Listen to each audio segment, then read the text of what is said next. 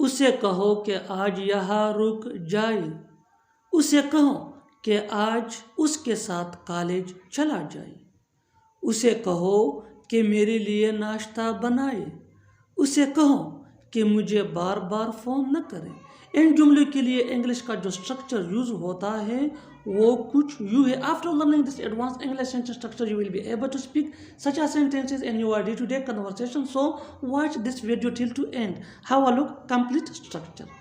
Ask plus object plus two plus V1 यानी first form of verb plus other words. आगे detail से समझाता हूँ मिसालों से। Let's see some example for better understanding. उसे कहो कि आज यहाँ रुक जाए। Ask her to stay here today. Ask her to stay here today. उसे कहो कि आज उसके साथ कॉलेज चला जाए। Ask him to go to college with him. Ask him to go to college with him. उसे कहो कि मेरे लिए नाश्ता बनाए। Ask her to prepare breakfast for me.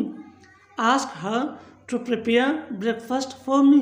उसे कहो कि मुझे बार बार फ़ोन न करे। Ask him not to call me again and again. Ask him not to call me again and again.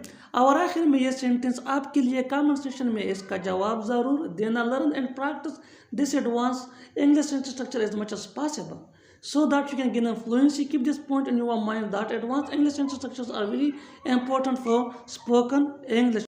उसे कहो कि यहाँ न आए। उसे कहो कि यहाँ न आए। Subscribe English please for more advanced English sentence structure. Thanks मानना।